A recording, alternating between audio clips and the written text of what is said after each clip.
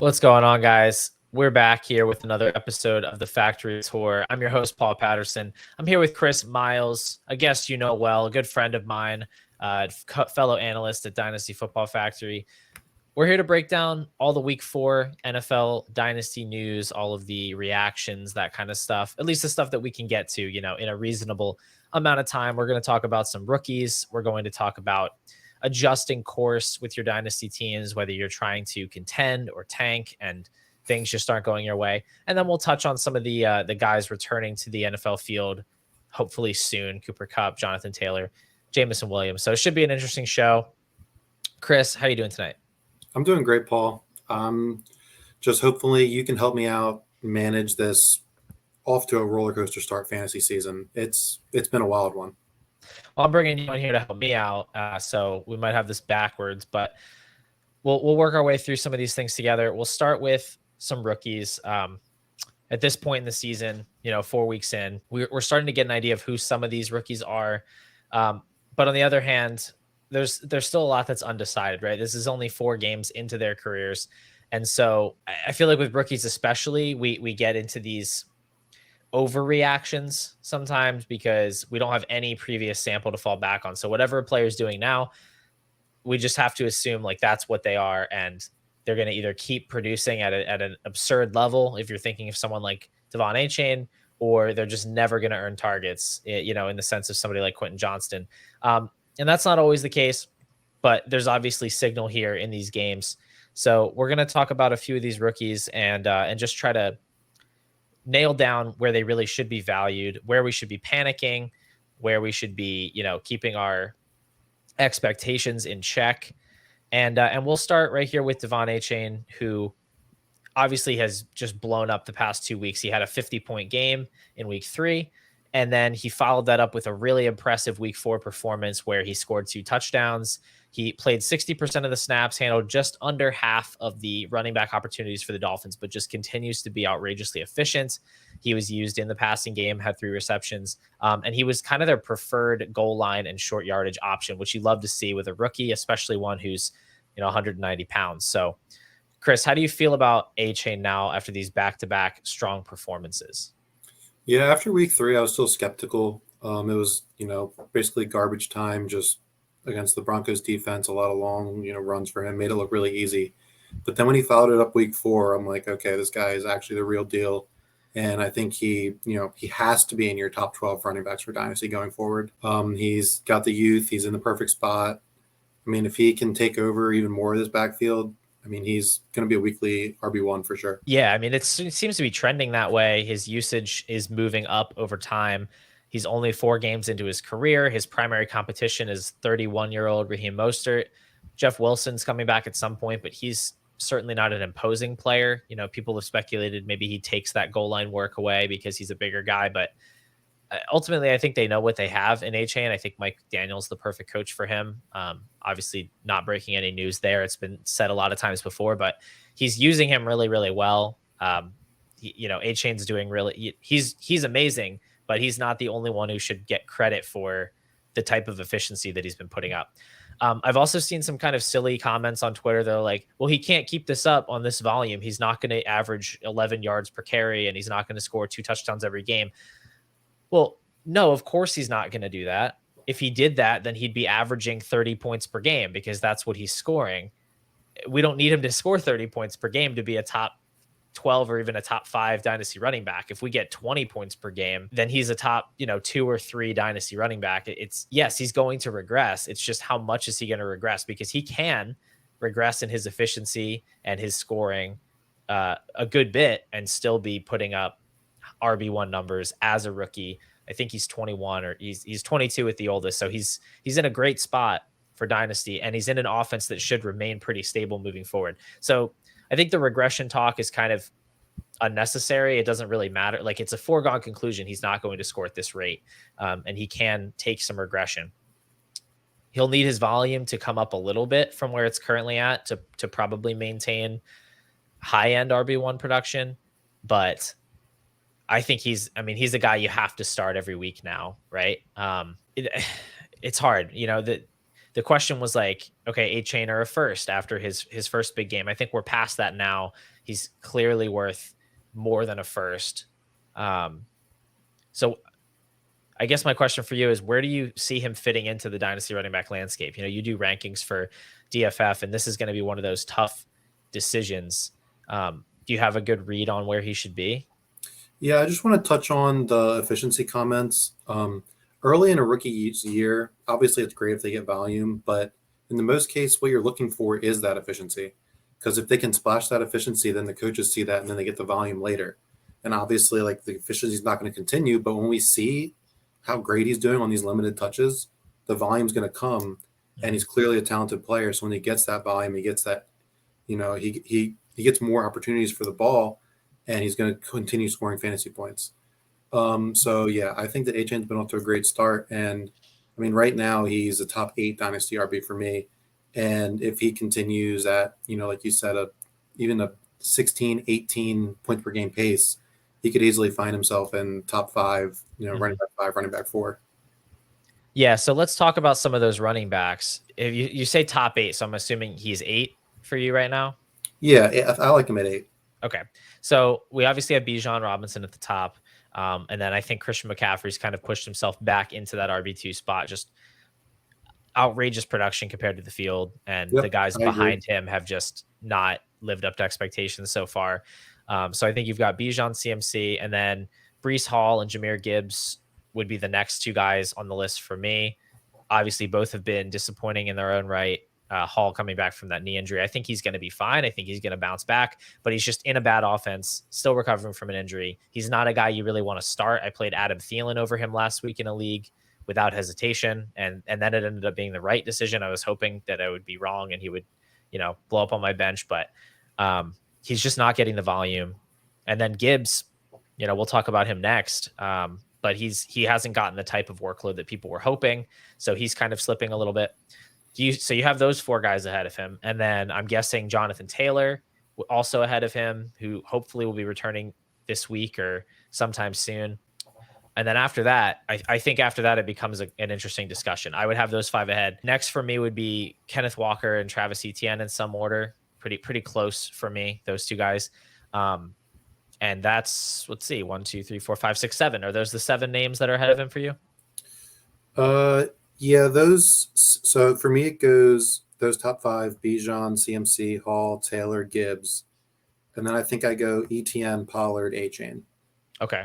Okay. I like to have Walker right there at the next, but basically after that top 5, it's a 4-person tier. They're all very interchangeable for me. Yeah, I think that makes sense. ETN has gotten a little bit more of the pass game usage than Walker. Walker's been better on the ground. He's been scoring the touchdowns. Pollard's obviously getting outrageous volume right now. I think he does deserve to be in that discussion, even though he's a little bit older. The points haven't been coming as much lately. It's mostly just been due to game script for the Cowboys. They've been so far ahead in these games, they haven't had to use him much. But if you look at his They've been far actual, ahead, and their Mhm. defense has been scoring the touchdowns. So it's been Yeah, getting rid of a lot of these offensive opportunities for guys like Pollard. yeah. If you look at, he's the percentage of the touches that he's getting, he should explode, have some massive games here soon. So I get that. I'd probably take A-Chain over him at this point, just due to the age discrepancy, and I think A-Chain could potentially come close to matching him in scoring for the rest of the year, depending on what kind of games the Cowboys find themselves in, whether that efficiency for Pollard bounces back. But that's the range, really, and that means you're looking at well above a first round pick. So you should be Yep. trade your Saquon Barkley for him if you can still do that. Trade Austin Eckler for him if you can still do that. Like, it feels crazy in some way because it's so fast, and you have these names that we've had at the top of rankings for so long, and it's just like the flip of a switch. Guy has a couple of good games, and it's like, okay, well, we're moving on to the next thing. But that's how dynasty is. Sometimes it could be very cutthroat, and you can get left behind if you're too quick to adjust. You get stuck with these older players on your rosters. I wouldn't be surprised if A-Chain even outscores those guys the rest of the way, especially Barkley, the way that offense in New York has looked. So I really wouldn't hesitate to go and make that type of a trade right now. Yeah, I mean, especially with how the dynasty landscape was going into the season for RB, it was basically a couple guys, young elite guys at the top, and then a bunch of older producers, and we were just waiting for it to see who the next young crop was going to be. and Achane is one of those guys. So it makes sense that he comes in, pops off, and just propels himself right to the top. Yeah, and if you look at a lot of those next tier of running backs too, that are behind the guys we talked about, they've all been pretty disappointing. I mean, Josh Jacobs has underperformed. Ramondre Stevenson, Najee Harris is. I mean, He's dust. good luck getting like a second round pick for him at this point. Yep. He did just have a decent game, so if you want to try to flip him, now's the time. Derrick Henry has looked very, shaky, and that offense is bad. Damian Pierce hasn't gotten the usage we want. Javonte Williams is coming back slow. So, I mean, the runway has just been absolutely cleared for any running back to shoot up the rankings faster than we've ever seen. And that's what happened. I mean, there was much like the Dolphins Broncos game. There's a big hole, and Achane ran through it, and he found himself in the top 10 solidly. So, your buy window is certainly shrinking by the day. You don't have to go out and buy the top on Achane, but I think he's here to stay, and I don't think you should hesitate if there's a deal where the value makes sense for your team. So yeah, I mean, around a first and a second right now, I'm very willing to pay that for him. Yeah, I mean, if my first has a good chance of being like sixth, 5 or 6, like if I'm not a playoff team, I think I'm just going to hold on to that pick. And it's not that I don't think the value could line up. I just think when you have an asset like that, and if you're not scoring, you don't need to score the points right now, you're just going to want the flexibility of having that pick, because you're going to be able to buy an asset of that caliber if you want to. And if things shake out a certain way and you end up with a really high pick, then you're going to be regretting it. So I think it's, team dependent, league dependent. But if you have a team that's 3-1 and you feel like you're in the playoffs, I would absolutely go and make that move first and a second. And I wouldn't worry about it, because yeah, you might get a good player with that pick, but you can also just buy a good player via trade, and that's also good. Mm-hmm. So you're not ready to move Achane ahead of Jahmyr Gibbs. That's correct.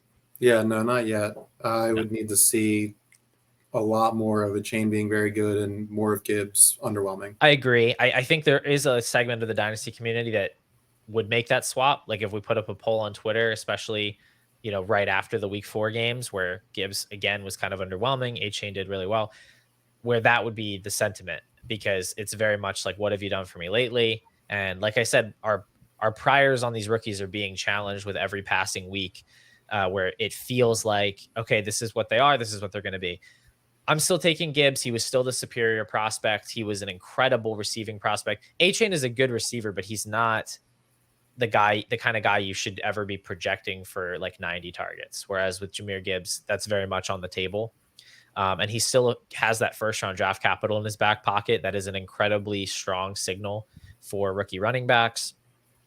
And honestly, it just hasn't been as bad as it seems. Like the box scores have been bad. Watching David Montgomery monopolize the carries, it doesn't feel good. I have a lot of Jahmyr Gibbs. I have him in spots where I thought I could start him, on competing teams, and it's frustrating. But he's 8th among all running backs in target share right now. He's just been running a little bit cold on efficiency. So the receptions and the receiving yards just haven't really been there. But he's getting targets. He's being used the way we expected in the passing game. And it's still early in the season. We know, as a general rule, rookies get ramped up throughout the season, especially when you look at a rookie where there's a solid veteran ahead of them on the depth chart. And also when you just look at his touches, or not his touches, but his carries plus targets. So, his opportunities, he's had 9, 16, 19, and 13 so far through his first 4 games. That's not RB1 usage. That's not like break fantasy type usage, but that's also not the sky is falling type usage. Like we should not think that it's over for Jahmyr Gibbs or he's a bust of a pick because he's gotten 13 or more touches in 3 of his first 4 games. Like we need to pump the brakes a little bit here. Yeah, he's certainly doing just fine. Starting out his rookie year, it has been, I think underwhelming is the best word, because it hasn't been bad. It's just not, like a top, he hasn't been an elite RB, but that might have been foolish to expect us to come to get that right out of the gate, competing with David Montgomery, like you said, the incumbent. And, Gibbs also hasn't scored a touchdown yet. If we see, 1 or 2 touchdowns in these first 4 games instead, all of a sudden, we might be liking Jahmyr Gibbs, but, those might be hard to come by with David Montgomery, and we're just going to have to wait later in the season and see if his usage can get ramped up or if he can pick his efficiency up. Yeah, exactly. I think and I was one of the people like this, but I think there's just a lot of people where, you look at his best ball ADP creeping into the late third round. Um, there's just these really strong expectations for him out of the gate where we're going to be able to start him right away. He's going to be a PPR monster. And now that that's not happening, I think it's just an overcorrection.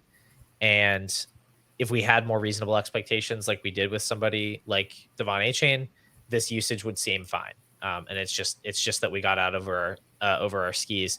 But I mean, if we think back to Jonathan Taylor's rookie season, like he did have a couple of good games early in the year, but there was a point in the middle of the season where he had been incredibly underwhelming for like a month and a half, and people were starting to wonder if he was actually any good. Is he the next Trent Richardson?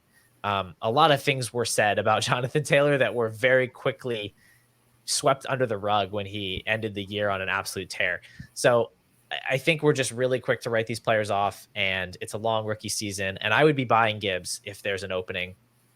If you feel like somebody's losing faith in him, if you can trade De'Von Achane and something small to get Gibbs, I would do that. If you're tanking and I don't know, if you're somehow your team is really bad, even though you have Christian McCaffrey, I would go and try and trade him for Gibbs plus, probably a decent piece on top now. So basically, we're going to calm down on Gibbs. We're going to give him a few more weeks and see what the usage looks like. I would expect it to continue to improve. And we can talk about him again in a few weeks if he's still not showing any signs of life. All good? Yeah, I agree. I think that this makes me think of guys with not too good expectations coming in the season that are overperforming. Maybe like some of these rookie quarterbacks. Is there any guys come to your mind with there? Rookie quarterbacks? Well, yeah. I mean, rookie quarterbacks we'll talk about now. Anthony Richardson and CJ Stroud. They've been absolutely fantastic. Richardson is starting to look like, I don't know, like maybe a top 6 dynasty asset. I don't know. Maybe that's too far. But I don't think so. He's had rushing touchdowns in every game so far. He's running a ton, like just his number of rush attempts. He looks awesome out there, like running. He's so huge. He's so athletic. It's everything we could have dreamed on the ground. And as a passer, he's been pretty competent. He hasn't been like a disaster. He's been markedly better than like Desmond Ridder, Zach Wilson, those types of passers this year. He doesn't look lost out there, which is great because his college profile made us think that maybe it was going to be a bumpy ride. But I mean, he's scoring points for the Colts. I mean, he's having a good time. He's, getting to overtime against the Rams. Like, it's everything you want to see, and it's so fantasy friendly already. So where are we at with Richardson's dynasty value? Yeah, the only question before the season started about Richardson was if he was going to be a worst passer in the league or not. If he could just be league median, we knew he was going to be a top 6 quarterback, in 2023. And he's basically been exactly that, league median, and he's been running, and he's been just fantastic. I think he should easily be right up there, pretty much right around Lamar Jackson, that area. I have him as my QB5 in Dynasty right now, right under Lamar, Hurts, Allen, and Mahomes, and same tier as Herbert and Burrow and Lawrence. Like those guys, yeah, he could easily find himself being the next Jalen Hurts very quickly here. Yeah, I think that's going to be a hot take for some people, but I think it is reasonable. I'm definitely still taking Mahomes, Allen, and Hurts over Richardson, and I'm probably still taking Lamar Jackson over him. But then after that, for me, it is a question mark because what do we know? We know that Richardson is producing at a QB1 level right now. And he will probably continue to do so because the way that he's scoring fantasy points is very sustainable. It's not like an outrageous touchdown rate. It's not like he's getting a lot of volume due to game script where he can't keep that up. He's running the ball a lot, and they're playing at a high pace in Indianapolis. That seems to be a coaching choice. And he's throwing the ball well enough that he's not getting like 100 passing yards a game like Justin Fields was, for those games where he was really struggling. So Richardson for the rest of the year, he's a top 12 quarterback. Just forget about it. You can lock him in. And you look around, like Burrow right now is unplayable. He's like QB 30 in points per game. He's clearly injured. They might need to shut him down for a while. So I get Burrow is an established player. We know he's an elite passer, but we also know that he's not mobile. We know that most of his value is in longevity and not necessarily in the ceiling. Like he's not going to be able to provide the type of ceiling that Jalen Hurts and Patrick Mahomes showed us last year, the 26, 27 type points per game seasons. Whereas Richardson can't do that. And no, he's not as good as Joe Burrow, but he has a lot of job security as a rookie number 2 overall pick who's playing, or number 4 overall pick who's playing really well. And we know that he's going to be the starter for the Colts, barring some kind of catastrophic injury for the next 3-4 years at least before contract talks start up. So I feel like there is a case to be made where Richardson can actually help you more now as a rookie than veterans like Joe Burrow and Trevor Lawrence can. And he has that job security, and he does have that higher ceiling. So I think that there is a pretty legitimate argument for it. With Herbert, it's actually, he's kind of moving up because he's the QB1 right now in points per game. He's had 20 or more points in every single game so far. And we obviously know that he's an elite player. So I feel like that's kind of your friction point right now between Herbert and Richardson. Yeah, I think those two are very close for me. And, like you were saying, we need to remember that this is fantasy football, not the NFL football. And Anthony Richardson is scoring fantasy points. And he's going to continue to score fantasy points because it's very repeatable the way he's doing it, like you said. And, Justin Herbert also seems to be very repeatable too. That man is slinging touchdowns every week, and it's not going to stop. So I think those two guys are definitely, the 5-6 right after my top 4. And it remains to be seen if Richardson can put together, a 30 passing touchdown season. But, for now, he should be in your top 6, and he should absolutely be in your top 8. Right. And you notice the name we didn't say ahead of Richardson is Bijan Robinson. So, we're already going back and kind of revising the correct rookie 101. And we always knew that this was potential for Richardson. I still think Bijan was the right pick because he was just so much more insulated as an asset. Like he was never going to fail. He was always going to be great. Right. So I still think that was the right process. And it's not like you're upset if you have Bijan because he's probably right there behind those guys, like at 11, like 10 or 11 in Dynasty. So definitely not something you need to be upset about. But Richardson is realizing the upper end of his range of outcomes right now. And another player who's doing that as well is CJ Stroud. And honestly, I need to take the L on Stroud a little bit because I was too low on him. I had him at my 106, even behind JSN. It was close, but I thought he was solidly behind Bryce Young. I obviously thought he was behind Richardson, which I still believe, but he's unreal right now. Like he not only does he look good as a passer, like he looks like he's going to be a star passer, but he's actually getting there for fantasy too, because he's just throwing like 40 pass attempts per game. That's not something I saw the Texans doing. I thought they were going to try to run the ball. I thought they were going to play it safe. And I think the biggest oversight for me was just not realizing their coaching staff. D'Amico Ryan's coming over from the Kyle Shanahan coaching tree, and then they've got this offensive coordinator. I can't remember his name, who's also a Shanahan disciple. I should have maybe thought that this offense was going to be more innovative and more successful, even with Stroud as a rookie. And yeah, so he's really coming into his own quickly. He's rising up dynasty rankings. I mean, you could get him in the late 3rd round of startups, early 4th round of startups all offseason. And now I would argue he should be a borderline 1st round startup pick, like early 2nd round. Is that too aggressive? No, not at all. I mean, he should be a top 12 QB pretty easily. Stroud he is that guy. When we came in, I kind of viewed him similarly to Young, where I was saying, these guys' median outcome is more Kirk Cousins and ceiling outcome is more Dak. And CJ Stroud is immediately hitting his ceiling. Like the dude looks great. He's on pace to break some rookie passing records, and that's the kind of thing you do. Like he's hitting his ceiling. That's what you need to do to be valued as a top 12 dynasty QB, and he's done it. So I think he should be, an early 2nd, basically right after Kyler, Watson, right around there. This should be Stroud. Yeah, I think for me, it's hard for me to just say I was entirely wrong because I do like to look at players in terms of range of outcomes. And once an outcome is hit, it's kind of hard to go back and say like, okay, well, how likely was the hit? Was I, underselling the potential of his ceiling? I don't really know. I mean, when you look at where he is in terms of records, where he's, I think, second all time in passing yards through 4 weeks behind Cam Newton. I don't think that's the kind of thing that is like a good idea to project for any rookie quarterback coming in. We knew he wasn't going to be a runner. And so that was the kind of thing he was going to have to do to see this type of rise. And I don't know. I'm sure there were people out there that were really high on Stroud. They watched the film and they're like, this guy's going to be a superstar, and good for them. I mean, they were right. It's never going to be the kind of thing where I'm out ahead on somebody like this, but I think I should have adjusted more quickly. Maybe after a week or two, I was a little slow to it. But now that we have this trajectory for him, I mean, even the Dak ceiling might be a little bit underselling it. Like, he could be in the Herbert Lawrence zone. I would say, like, I don't know why there would be a huge gap between them. None of those guys are super mobile. Stroud has shown the ability to move around.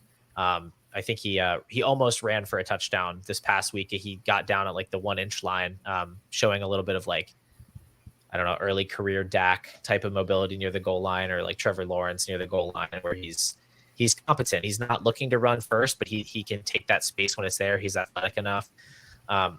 So I think it would be a good idea to actually try and trade down into Stroud. Like, I think Jacob Sanderson mentioned this on one of his podcasts this week, but the idea of taking like Justin Herbert, Trevor Lawrence, trading down into Stroud and picking up a plus on top, if you can still get a solid plus, I think that that's a good idea, because it's only a matter of time before he's right beside them in the rankings. Yeah, and not to disparage, Stroud's weapons or anything, but he's doing this with Tank Dell, Nico Collins, Robert Woods, and Dalton Schultz, where Justin Herbert has Keenan Allen and Mike Williams, and Trevor Lawrence has had Christian Kirk and, Calvin Ridley. So, the fact that Stroud is doing this with these weapons, I mean, if all he needs is a couple more games, and he will be right up there with Lawrence and them for sure. Yeah. Well, I'm ready to put some respect on Nico Collins' name. He's looking absolutely legit. Even Tank Dell is looking very solid for a rookie. I wasn't high enough on him either. He looks like, at the very least, a solid NFL starter who's going to be around for a long time and probably have some flex appeal from time to time. And then Robert Woods, I mean, coming back from the dead, I didn't think he was going to be productive this year, but all these guys have been contributing. I don't know if it's Stroud that's buoying them, or they're playing better than expected and they're helping him, or it's just a combination. Something, it's something with the offensive scheme, but the passing volume has been there. The efficiency has been there. Nico Collins is leading the league in yards after catch. It's just good vibes in Houston. And I think Stroud is only going up from here. I mean, now that we've seen this from him, he's very, very safe. I would trade Watson for him straight up. I would trade Dak for him. I don't think you can get that done anymore. But yeah, I think he's a rocket ship. There's going to be a cap, because like somebody like Lawrence or Burrow or Herbert, he isn't really going to get there in that high end ceiling because he doesn't run. And so he's probably going to be stuck behind those guys, or he's going to end up at the back of that tier. And then those 4 guys are just going to get shuffled around based on who's having a better season. Like last year it was Burrow. He was at the top. Now Herbert's probably at the top of that tier because he's the one who's having a good season. So I don't think top 5 is really in the cards for him, but I think he'll probably be 110, 111 by the time we're getting to startups this offseason.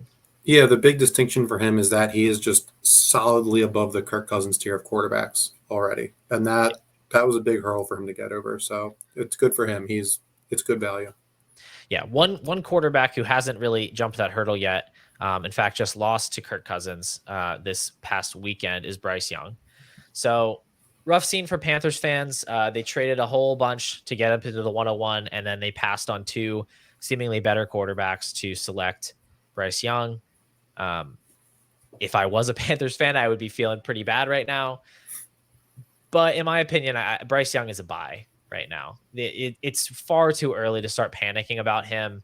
He's in the 4th game of his career. Rookie quarterbacks are usually bad. Like, that's the normal path. There are plenty of star quarterbacks that were bad as rookies. Trevor Lawrence sucked as a rookie. He still has a really strong prospect profile. He has a ton of job security. I mean, the Panthers not only took him at 101, but they traded a whole lot to get him. He is going to be their starter for several years, no matter what. And it's not like the weapons he has now are doing him any favors. Like, he's struggling, but he's also, I mean, Terrace Marshall had a 33% target share this past week, which I think tells you everything you need to know about the offensive personnel in Carolina. Yeah. Do you agree with me here? Like, send out some low ball offers for Bryce Young right now. Yeah, I think that makes a lot of sense. Like you said, it's normal for these rookie quarterbacks to not, pop off immediately. And we've been a little spoiled with how Stroud and Richardson have looked. But I mean, with the way that Kirk Cousins is scoring, or maybe, even Russell Wilson scoring well, if you can tack on a little bit to them and get, Bryce Young for yourself, that might be a move worth doing. Yeah, I would pursue that in any format. I mean, even if I was a contender, if I could turn Kirk Cousins or Russell Wilson into Bryce Young with a minimal ad on top, I would do that. And I would just figure out quarterback from there, because that's the kind of move you could look back on, and it could be something that just totally alters the future of your dynasty team, like turns you into a legit year in, year out contender. So by the end of the year, Bryce Young could string some decent games together, look like a year two breakout candidate. And then all of a sudden he's a mid second round startup pick. I guess he was already that for a portion of the offseason, but he sticks right there in that mid second, and you've traded a 35-year-old quarterback to get into that player. So I think that's definitely something to explore. I think those are good names to think about using. Jordan Love is another guy that I would try Yep. to turn into Bryce Young. He unfortunately did have a bit of a down game, although he scored some touchdowns later on. So his actual final stat line didn't look bad. He looked horrible for most of that game, but he didn't actually do that badly by the end of the stat line for that game. So he's another player I would definitely turn into Bryce Young, because I don't think his scoring is sustainable, and I don't think he's actually good. And unlike Bryce Young, he doesn't have years of job security out ahead of him. So, yep. Yeah. Last couple of rookies here, 2 wide receivers who have not emerged out of the gate. So we've seen a lot of promising stuff from Zay Flowers. Jordan Addison has had several big games, total dud this past week, unfortunately, but looking very promising there in Minnesota. And then obviously Puka Nacua has burst onto the scene, but 2 of those first round wide receivers, we haven't seen it yet. Jackson Smith-Njigba and Quentin Johnston both came into the league in similar spots, behind 2 established wide receivers on their teams. And as a result, they haven't put any kind of splash games together. They haven't even had what I would consider a mediocre game. They've been just utterly useless for fantasy. So what are your thoughts on these 2 guys moving forward? So, I was a huge Quentin Johnston guy before the season and in rookie drafts. I'm not wavering, but I'm definitely, I'm looking for the panic button. You know what I mean? So you are wavering. No, I'm just looking for it, so I know where it is, just in case. But yeah, I mean, Quentin Johnston the first 3 weeks was obviously behind Keenan Allen and Mike Williams. And then week 4 with Mike Williams being out, I said, okay, Quentin Johnston's going to get a bigger role here. We're going to be able to see more of what he does. And then I think he had 2 catches for 10 yards. It's disappointing. And you hope that he can turn it around here soon. Otherwise, he's just going to start bleeding market value, because these other guys are, absolutely doing well very, very quickly. And, with the Chargers, how they usually play, there are going to be a lot of pass attempts, are going to be a lot of passing touchdowns. You gotta hope in these next couple weeks he's able to find them. Maybe, they're on bye this week and they do some more stuff to install him into the game plan more to help him out. And, week 6, we see a good performance from him. That would be great. But if not, it's, I'm going to be inching closer to the panic button. Yeah, I'm pretty panicked. I was not as into him. I mean, I had him as my 108 right behind Jordan Addison, but I definitely thought he had some bust risk. His prospect profile is a little bit fragile. Like, he's one of those prospects that sort of just narrowly reaches all the thresholds. And so you kind of have to wonder if it's real, if his production's a little fraudulent. And yeah, I mean, I'm concerned. This past week without Mike Williams, he ran about 70% of the routes. That was up because Josh Palmer was running a lot of those routes beforehand, and Josh Palmer sort of slid into that number 2 role. But even with that increased snap share, he still only had a 12% target share. Josh Palmer was way more involved than him. And Josh Palmer is not good. Like, he really isn't a good wide receiver. He's always been incredibly poor when you look at like targets per outrun, yards per outrun. He is a very replacement level player. And so Quentin Johnston, I mean, he should be able to dominate more of the offense than that. and it's very concerning. I think he's the kind of guy where his value could already be pretty depressed in certain spots, and you could actually buy him now as a very like high risk, high reward type of bet, because if he does come out after the bye and he suddenly looks like a new player, like he's more involved, he's usurped Josh Palmer, his value is going to just jump back through the roof. And maybe you're getting in at a lower price point. But on the other hand, if they come out after the bye and he's doing this exact same thing and he's putting up 2 catches for 20 yards a week, it's like basically over for him in terms of his value, and you're basically going to be stuck holding him until he does have a big game. So I mean, I think that's worth doing. Like you could do it, especially if you maybe have a tanking team and you could trade a productive, somewhat productive, usable veteran, but not a difference maker, and you can get Quentin Johnson and just hold him as like a lottery ticket. I think that's worthwhile, but otherwise I'm going to be pretty hands off with him. Yeah, I think I agree with you for the most part. And then, if we look at JSN, who sees himself in a very similar situation, I think without a much more patient, I was much more sure of the prospect profile, and I'm much more sure that, DK Metcalf and Tyler Lockett are very good NFL wide receivers, and they both, should be over JSN for, the first month of the season. That totally makes sense to me. It's a totally reasonable outcome. It will only become an issue if by, week 10, week 11, JSN hasn't carved out more of a role. Yeah. By then, we should be seeing him, more around 18% target share territory. Yeah, well, he did have a 23% target share this past week. It's just that the Seahawks offense was like totally out of sorts. They had a ton of defensive turnovers and short fields. They didn't throw the ball a whole lot. When they did throw, it wasn't particularly efficient. But he did actually have 6 targets for a 23% target share. And that was only on a 52% snap share. So I think he's been more impressive than Quentin Johnston so far. Just Absolutely. given that he's been behind these 2 wide receivers, he is still getting targets. It's just they've been very low ADOT, and he hasn't really broken out any big plays, which, like you said, where you want to see those rookies being efficient. He has not been efficient at all. He's been one of the least efficient wide receivers in the league, but he at least does seem to have a role, and he is getting volume. Like when his targets per out run is not in front of me, but I'd assume it's pretty solid because he isn't running all the routes yet, and he's still getting like 4, 5, 6 targets. But yeah, we want to see more. We want to see him producing more. I did see a post on Reddit. I don't remember whose post it was because I saw like a screenshot of the post in a Discord chat, but it was actually a pretty good piece of insight where the Seahawks have been running more like 2 tight end sets and 2 wide receiver sets for pass blocking purposes, which has kind of been keeping JSN off the field. They have a key offensive line injury. I don't recall the name of the player, but basically the person was saying when that offensive lineman gets back, they would expect the Seahawks to start running more 11 personnel because they can get that pass protection under control. And then we might see the route participation increase for JSN. And then at that point, maybe he flashes a little bit more.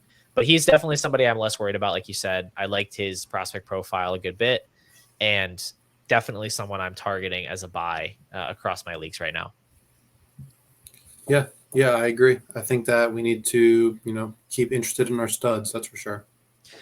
Yeah, there are plenty of guys who have broken out that didn't do a whole lot through their first 4 weeks as a pro. The targets are reassuring, and I think the production will come. I guess the question is what we can offer for JSN, and I don't have anything off the top of my head. Are we ready to put Puka ahead of him straight up in Dynasty? Yeah, no, I'm definitely not there yet.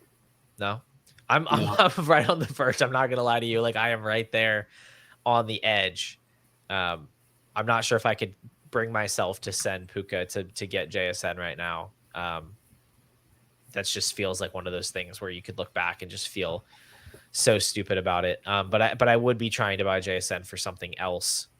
I prefer trading like if your superstar rookies are not the guys that I'm looking to use to get into other buy low players. Like I would be trying to move, Christian Kirk plus or something like that. Like that's the type of move I'm trying to make to get JSN. If his price hasn't really budged from when he was first drafted, frankly, that's just not efficient anymore. And I wouldn't be buying him for that type of a price. I mean, so right here we have JSN's right next to like Michael Pittman. Okay. Who are you taking there? I'll take JSN. Yeah, I'll take JSN also. Yeah, But because I just on think we've this, seen enough from Pittman to suggest that like he's not going to be a wide receiver that you really regret missing out on. right above JSN's T. Higgins. I'll still take Higgins. I'll still take Higgins over him. Yeah. Yep, I agree. Yeah. I mean, Yeah, Higgins okay. has been as unlucky as you can get this season, but I mean, we've seen enough from him to know that he's a high end player. He's going to get paid this offseason. Maybe he stays in Cincinnati. That's probably one of his like worst case scenarios. And even then he's still like a high end wide receiver too, but he could sign with another offense and step in as an alpha. And I think that's pretty appealing. So, maybe the market hasn't shifted enough yet on JSN. We'll keep an eye on it. A couple more down games, maybe that more of a buy window opens up, but just not a guy we're ready to push the panic button on yet. I'm not even looking for it yet. Not even looking. Yep. Yeah. All right. Well, those are our rookies. Let's move into the next part of the show here, where we're going to talk about adjusting course, what we should do with dynasty teams that are off to an unexpected start. Maybe you have a contending team. I put contending in quotes here, that is underperforming. You know, you're 1-3, you're 0-4, or you have a tanking team where you thought this probably isn't my year. No, I'm gonna sit back, relax, and just collect my Caleb Williams share at the end of the season. And all of a sudden, you've won a couple of games. What do we do in those situations? It can be overwhelming. It can be a little bit scary because you had a plan and it's not really working. So let's start with the contending teams that are underperforming, because that can actually be a little bit more of a disastrous situation, because maybe you have some older assets, maybe a disproportionate amount of your roster value is stored in players that are going to lose value at the end of the season. You might feel a little bit desperate. You're like, this is my window and it's closing shut faster than I expected. The first thing I would suggest is go on your platform and see if there's a max points for recorded anywhere. It can also be called potential points. I know Sleeper has it. I think MFL has it. And this is just, if you set your optimal lineup every week, what would your total points be? And see how that stacks up against the rest of your league. Because sometimes you just get unlucky with start sits. You have the wrong guys in your lineup and your team's actually doing fine. It's just you haven't played the right guys in the right weeks. And I think in those cases, you don't have to panic too much. But you want to see yourself in that, top 5 or 6 at least. Because if your potential points is much lower than that, you might not be the contender that you thought you were. What's your first thought with this type of a question, Chris? Yeah, that's exactly what I was going to say. You have to look at your points for and see whether the record is fraudulent or not. But, if you do go look and your points for or potential points for is, 7 or lower, you're 1-3, 0-4. I mean, in my opinion, you have to start to lean into the tank. At this point in the season, 4 weeks in, we should know what our team is at this point. And if you're coming back with bad points for and a bad record, you're probably not going to make the playoffs. And if you're not going to make the playoffs, you do not want to be stuck at pick 7 or pick 8 in a rookie draft. You want to be pick 1. You want to be pick 2. And basically what I would be doing is I'm waiting. I'm not doing anything yet, just because the longer in the season, the more injuries that happen to other people's veterans, the more valuable your veterans will become. So if you can hold off for, a couple more weeks and start to target those teams that are trying to make that push for the 5th, 6th seed that may have lost a player or two, you can, look at a guy, or maybe look at a guy who lost Nick Chubb or, something like that, where you can take advantage of his need and get, injured players that aren't helping him or rookies that aren't helping him, something like that, that will help you give yourself the best chance to win next season. I actually disagree with you a little bit here. Just on the time frame, I think this is actually a pretty desperate situation. I think you need to start right away. It's going to depend on the league and depend on your team, but I've seen the more dedication to tanking this year than over the past couple of seasons because of Caleb Williams. And that's a great point. You might need to start right now if you're actually going to have a chance to contend for the first overall pick. If you're 0-4 and you're at the bottom, you need to push the eject button no matter what. I don't care if you think your team is stacked and you've just gotten really unlucky with matchups or whatever. It doesn't matter, because the odds, even if you do have a great team, the odds that you're going to be able to turn it around and get up into that 6th seed at minimum, a lot needs to go your way. Like if you're 0-4 and you're like You I have a basically lot of need really good. 7 wins Yeah, to I make mean, that succeed. if you're like, I've gone against all the best teams in the league, I have a really soft schedule coming up. I'm playing like 3 tanking teams in a row, and I have JT and I have Cup on injured reserve, and I'm gonna be back. Okay, maybe you can try. But if I have any 0-4 teams, like I'm done. I'm just like, I'll Yep. see you guys next year. I'm packing it up. And I'm sending out offers immediately because you're right in a sense that there is more leverage um, when other teams need veterans. However, there's 2 things. Number one, if your league is paying attention, they're going to see that you're just as desperate as they are to get the points off of your roster. And they might not be as willing to help you out with that if they see like, hey, we have a mutual need here. It's not like you're doing me a favor. Like you need to get rid of this guy just as much as I need to add this guy. And the longer you wait, I think you can actually get yourself out of some better value deals. The other thing is right now, there's probably still 8 or 9 teams in your league that do want to win.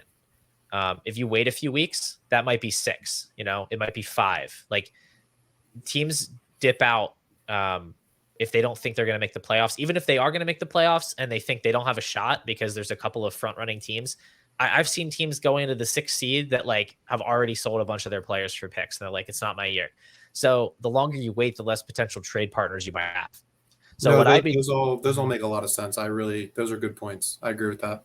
Yeah, so if I'm in that spot and I'm like I'm 0-4, I'm 1-3, I'm ready to eject.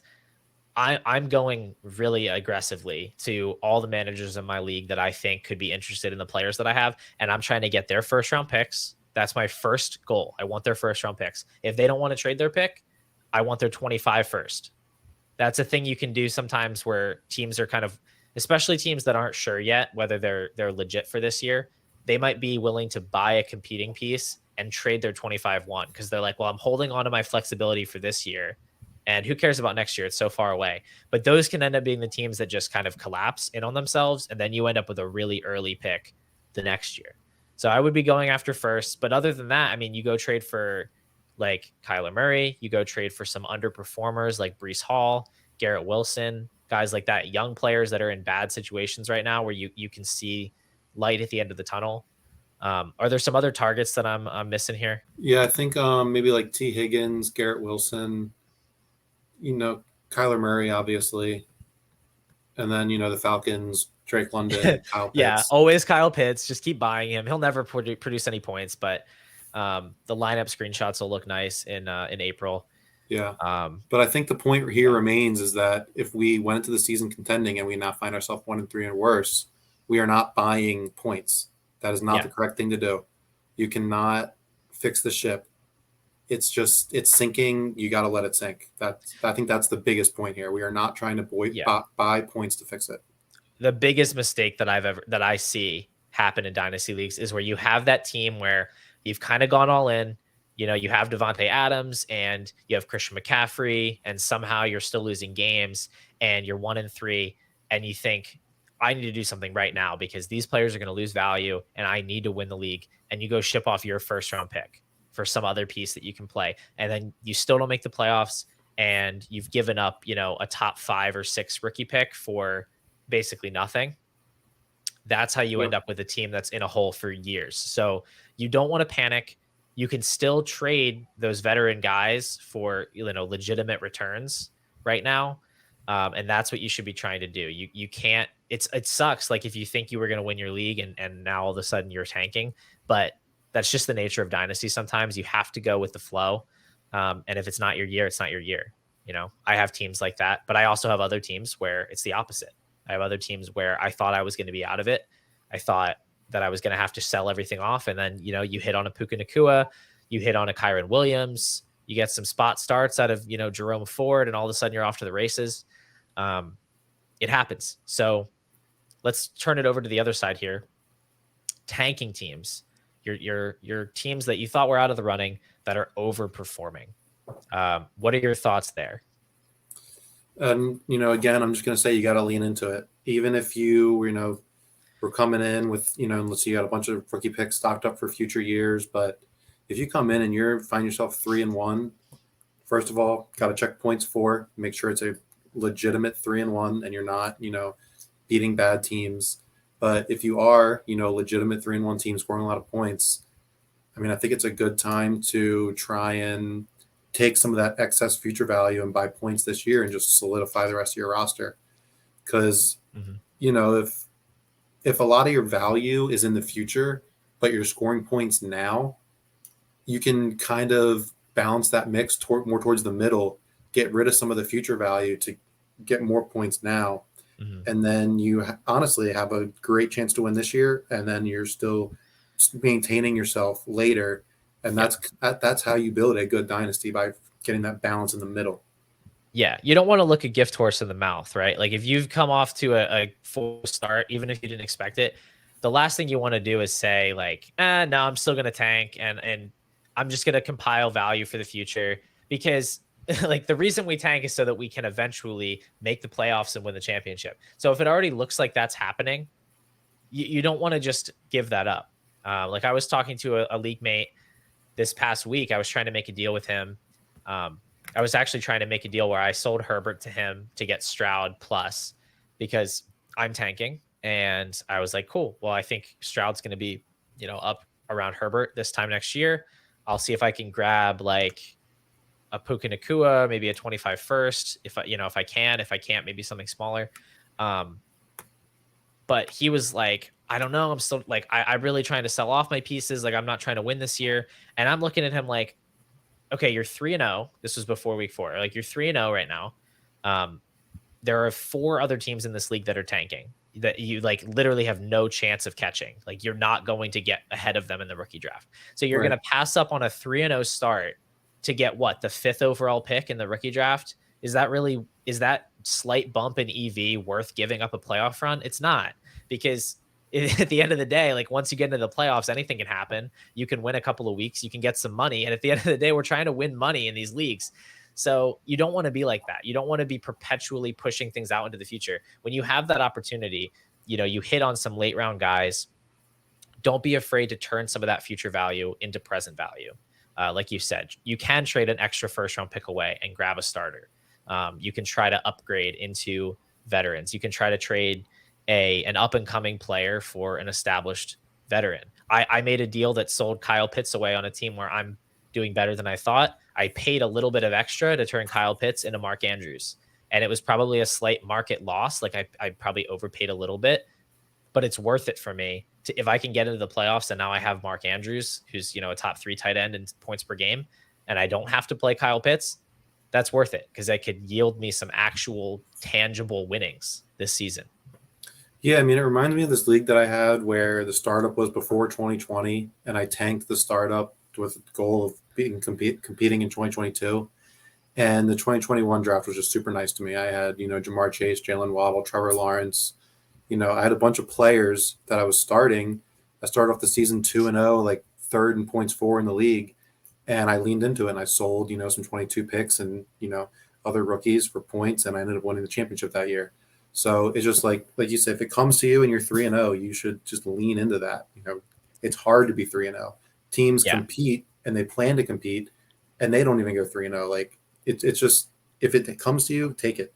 Yeah, exactly. And I would even say, even if it's a little bit fraudulent, even if you're 3-1, but you're 7th in points for, I think that's okay, because once you're 3-1, you have a better than not chance of making the playoffs. So I would be willing to lean into that a little bit more than like on the other side of the coin that we talked about.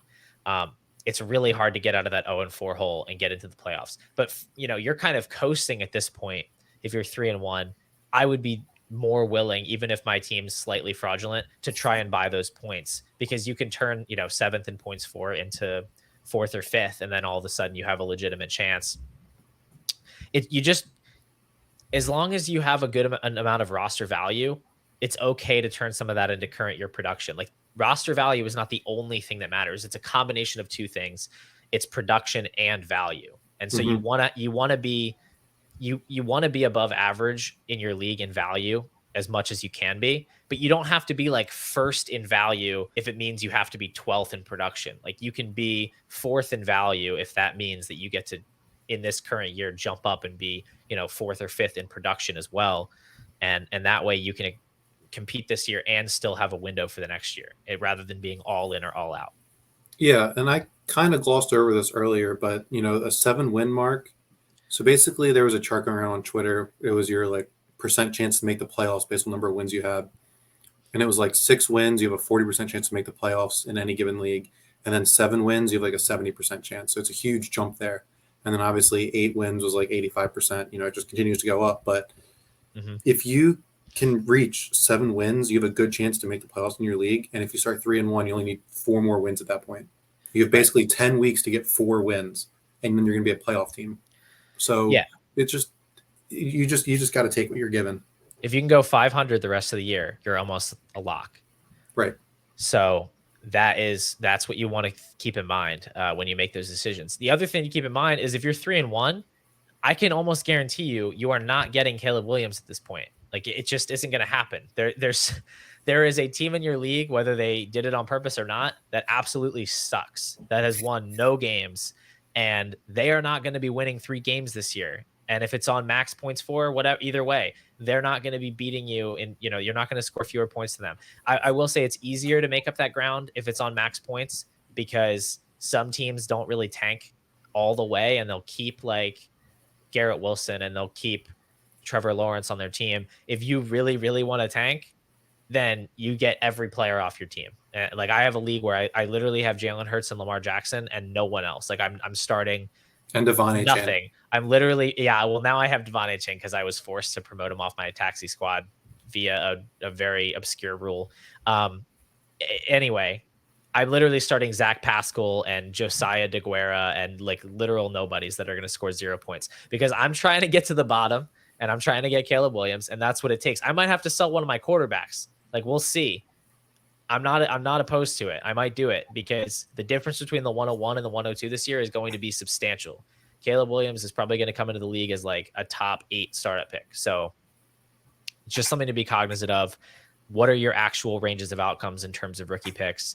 And is your team overperforming so much that you can genuinely see a path to winning this year? Because if so, just change your plans. Go for it. It's winning games is fun. I promise you.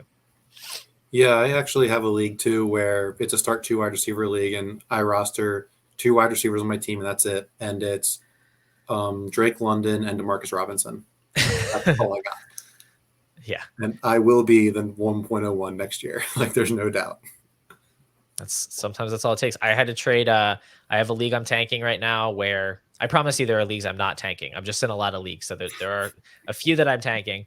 And I have Nico Collins and I have Jake Ferguson, and they keep scoring too many points for me. And it's keeping me from getting down to the bottom of the standings. So today I shipped off Nico and Ferguson for a first and a third. The first could end up being like 106, 107, could end up being like 19, 110. We'll see. I thought that was pretty neutral in terms of value, but it's huge for me because I'm scoring fewer points, and that gives me a better chance of getting that higher pick. That's the sort of part of the trade that you can't see, but it's still there. It's still tangible, and it does matter. So don't even be afraid to take a slight market loss if you really need to get players off your roster. If you're tanking effectively, you're going to make up for that lost roster value by having a higher draft pick. Yeah, you got to have a goal and you have to work to achieve it, and there's value in that. Absolutely. Yeah. So we'll close out this segment with just a couple of other trade conversations. I had a couple of ideas for tanking teams, some trades they could try to make. I mentioned tearing down into CJ Stroud plus. Still think that's a great move if you can do it. I would also be trying to get somebody like T. Higgins or Drake London, these wide receivers that they do hold value, but their value is suppressed right now because they're not really scoring a lot of points, but we know they're good players. I would be taking, Calvin Ridley, Keenan Allen, Devontae Adams, guys that are scoring points right now. You don't want those guys on your team because they're older, they're scoring points. You need the opposite of that.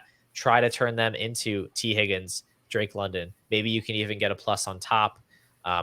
That's a really good way to kind of reset your aging curve, score fewer points, and have some guys you can hopefully use next year if you're coming out of that tank. Do you have any other ideas that we could suggest for the people? Basically, you want to get rid of all your starting running backs if you're going to push to a tank. You want handcuff running backs, wide receivers, tight ends, quarterbacks. You want to buy your running backs when you're ready. So, like, even though you can go try to buy younger running backs like Brian Robinson or, something like that, You don't actually want that because Brian Robinson's going to score you points.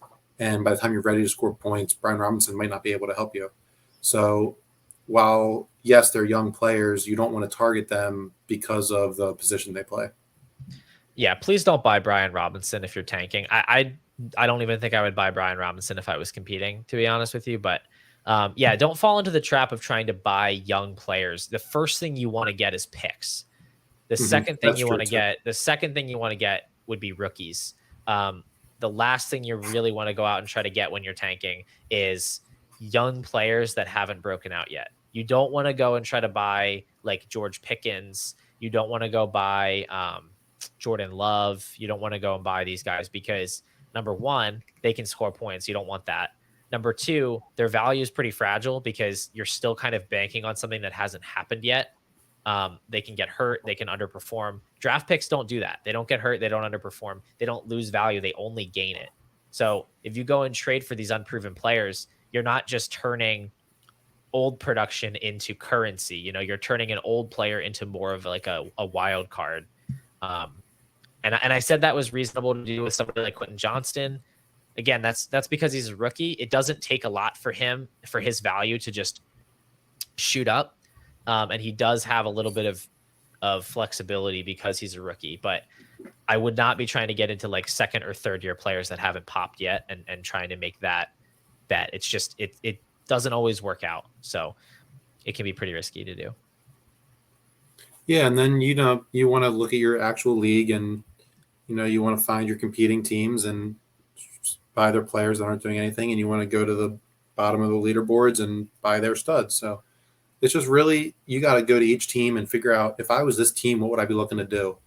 And if you have that in your head, you're going to be way more successful in trades and finding trade partners that actually want to give you what you want to get. And that'll help a lot. Yeah.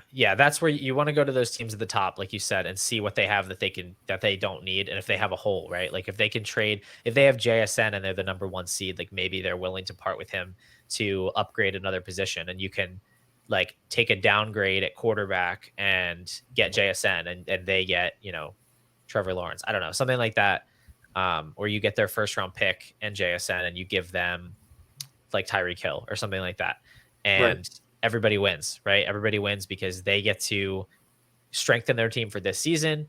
You get pieces that are going to be more valuable by the time the season's over, and that's how you want to do it. Just keep wheeling and dealing. All right, so we're going to close things out today with a quick discussion about some players we haven't seen on the field yet, but that we might, hopefully, maybe see soon. We'll definitely be seeing Jameson Williams in week 5 because he's not hurt. I'm pretty sure he's back to full health, and his gambling suspension has been reduced to 4 games, which it's already been 4 games. So he's coming back 2 weeks early, and that's pretty interesting. It would be more interesting to me if I had any Dynasty shares left, but I do not. Chris, I know you were more of a JMO investor. So how are you feeling knowing that he's going to be back on the field? I'm nervously excited. I want to see him come back and do well, and I'm afraid that he's going to come back and do nothing. So, we're just kind of waiting. We're holding. We're not selling anything. We're not buying anything. It feels very similar to Quentin Johnston, where, in 1 or 2 games, his value is going to go 1 or 2 very opposing directions. He's either going to look bad and he's going to, almost turn to dust, or he's going to look good and he's going to be a top 15, top 16 wide receiver in Dynasty. I think that this offense certainly gives him an opportunity to come in and play well and score points. So if that can happen, great. But I think my expectations for him would be a rocky start, and later in the season, I think we'll see him start to get more involved. Yeah, I think you're definitely right that there's going to be some knee-jerk reactions about his dynasty value. And I don't know if I have enough faith that he's going to come back and produce right away. The offense is obviously doing well. It's firing on all cylinders. There should, in theory, be an opening for Jameson Williams to come in right away.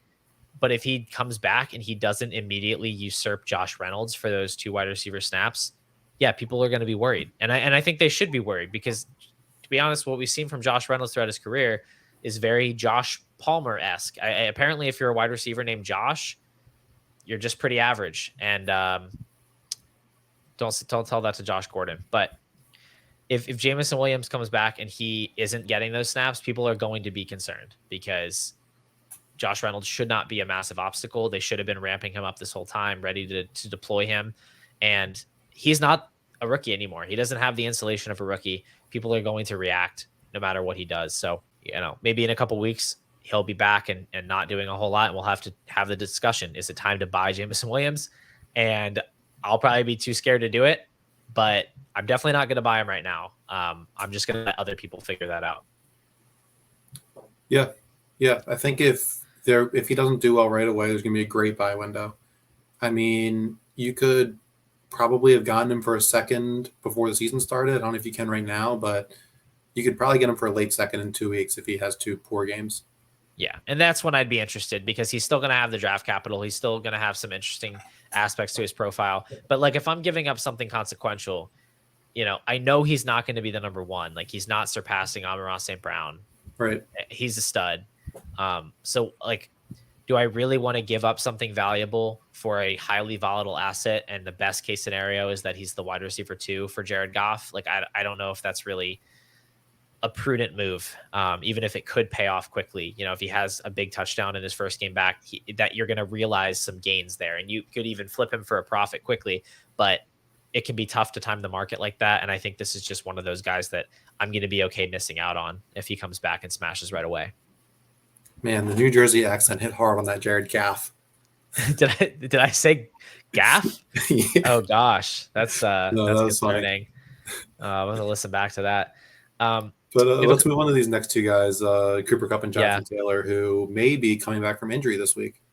Yeah, I'm not sure I expect to see Kupp this week. Sean McVay was a little bit coy about his status, so he's probably still recovering. And I would say week 6 or week 7 is when I would expect to see him. But hopefully, they wait until he's fully back and he hits the ground running and he's fully Cooper Kupp again. That's the hope. I definitely have him stashed on some teams where I'm trying to compete, and him being on the IR is making it a little bit difficult. I also have a 20% exposure on underdog, so that's pretty much killing my advance rates right now. So I'm really hoping he comes back strong and puts up some big weeks right away. Jonathan Taylor is a much trickier situation because as far as I know, he's healthy right now. He's practicing. He's been activated by the team, but he's made no indication thus far that he wants to play for the Colts. And I'm pretty sure he only has to play 1 or 2 games to accrue a season and hit free agency next year. So I would be lying to you if I said I knew what Jonathan Taylor was going to do. Chris, do you have a lean here with JT? I would lean towards the fact that I think he's going to play. I think he'll play week 5, and I think he will play the rest of the season. I think it's in his best interest, unless he can, find a trade partner that the Colts will agree with and send him to. But I think it is in his best interest to play as much as he can and show out and hopefully find a new team next year. Yeah, I think that there is something to that where teams will maybe be more willing to pay him if they see him hold up to a workload and play well over the course of the season, as opposed to, getting an ankle injury last year and then sitting out the whole season. Like, teams are going to be wary about that. They're not going to know how you've recovered from the injury, whether you still have the same kind of explosiveness, whether you can still handle that workload. So I think you make a good point. It's probably in his best interest to play.